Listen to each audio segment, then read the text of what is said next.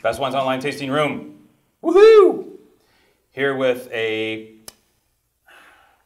Are you a rock star yet? I'm not a rock star. You're not a rock star yet, right? So you're like the guy that's got the band.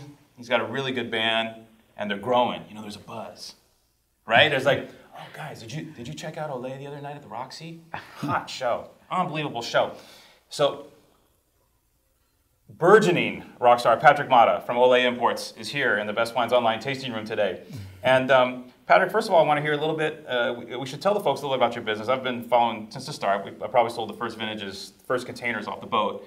But I want the folks to know a little bit about you and about Olay Imports, because I think it's really important. You know, as we progress forward in the world of fine wine, and information becomes key, and quick information becomes key. Patrick is one of the leaders in this, in this movement to actually kind of like tell you what the hell is going on. Like, this wine actually has a story behind it. Half the story gets told in the label, but half the story sometimes doesn't. It's up for us to tell the rest of that story. But Patrick, I want to touch base with you. How did you start Olay? What was the impetus for creating this business? Well, I come from a family that made wine since the 1800s in Malaga, in the south of Spain. And my father, when I was 19 years old, kicked me out of Spain. He wanted me to come to this country to learn from this culture, and he wanted me to learn English. He sent me to Miami, the wrong place to learn this language. But your Cuban is spectacular. As soon as I came in, a lot of friends sent me samples to my dorm, and I was bombarded with bottles of wine, and I didn't know what to do with them. And I took a wine class, and the professor of this wine class was very good to me, and he introduced me to a distributor in Miami, and this distributor started very quickly to work with some of these wines that I had received from my best friend Alberto. His family also made wine in Spain, in Montilla, since the 1800s, and these components are the ones that led to Olay Imports, no? And we started with 3 wines, Alberto and I, and today we are in 47 states in the US and importing 240 wines. And Alberto, my business partner, he also makes 40 wines himself.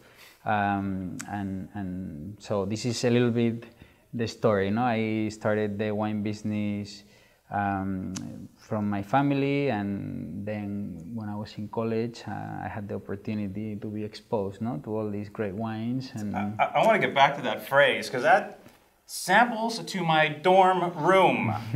I don't know if you guys caught that.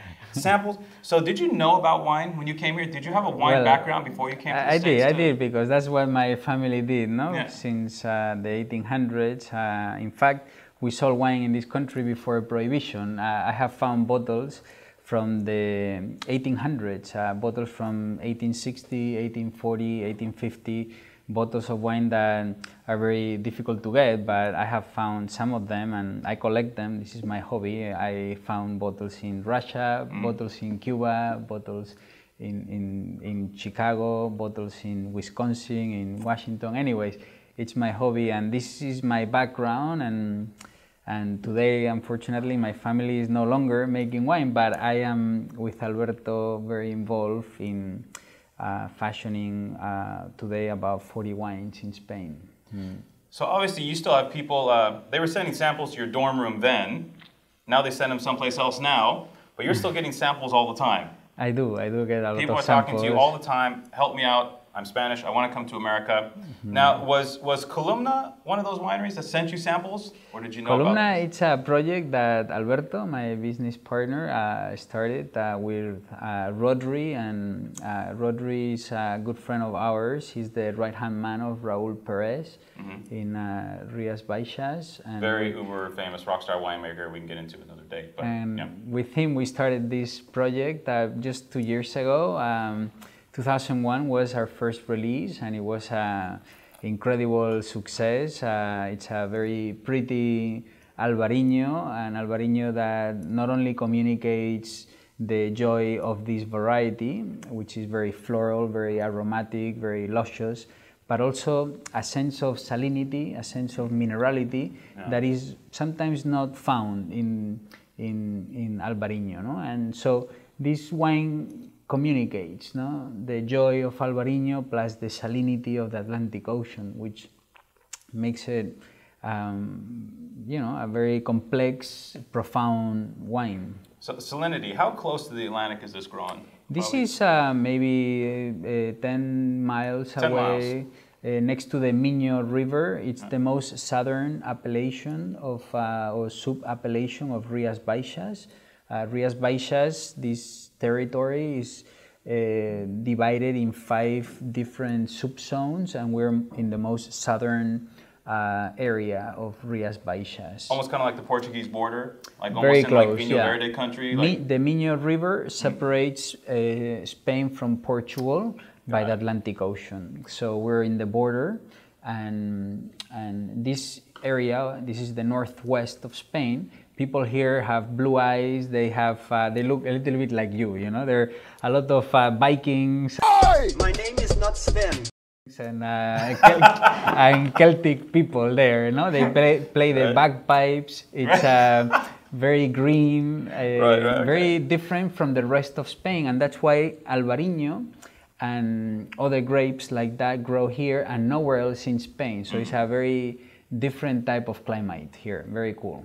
Albarino kind of like, you know, to me, Albarino always kind of reminded me of like this fusion of like Riesling and Viognier type deal. Is that how would you describe Albarino? Yeah, I will use those 2 words. I will use, I will say 85% Riesling, the rest Viognier. It's more aromatic, very floral, very uplifted, very lively, very a lot of energy, and I associate those words to Riesling, and then there is an element of richness that comes with Viognier, and that element of richness is not the most prominent or prominent, I don't know how you say in English, but it's not, it's just a small portion of the wine, no? But it's certainly a wine that has a lot of vibrancy and a lot of energy, and it's very floral, and this is all stainless steel, on purpose, no? Because it has so many lively qualities that you don't want to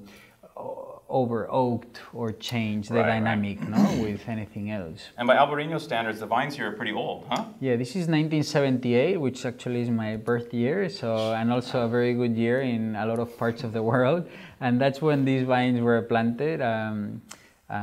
So it's rare to find vines of this age. I mean, not rare, but it's not the average, right? And these aren't like your typical kind of like little sticks coming out of the ground type vines, right? Correct. This area, we're in the northwest of Spain. We said that this is Celtic Spain or green Spain. Some people describe this area as green Spain because it rains a lot. So the rain has an effect on how the grapes ripen, and they want to raise the trellis system to be at least 2 meters high, which is in feet is what, 9 feet or 2 meters, like 7 feet or something. 7, 8 feet high, to create aeration, so the ventilation of the winds dries up the environment and allows the grapes to fully ripen.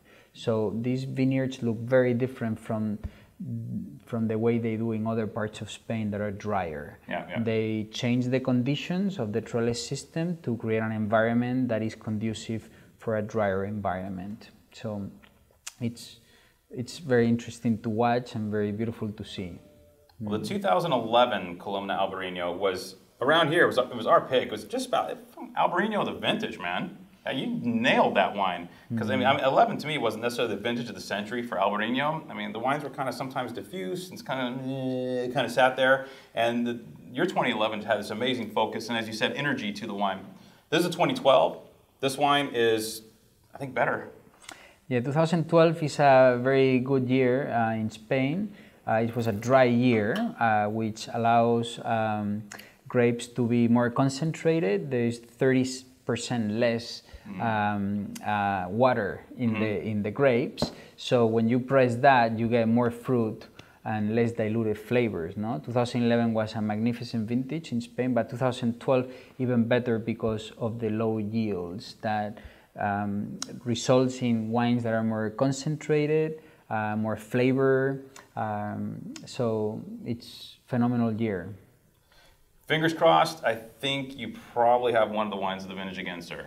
Well, congratulations. Thank you so much. Thank you very much. So Patrick, and thanks for coming and sharing this wine with us. Thank you and so telling much. your story, man. This is... I appreciate it. Huh? Thank Dorm you. room. Yeah. Thank you. I wanted samples coming to my dorm room when I was 19. Cheers. Cheers to that. Thank you.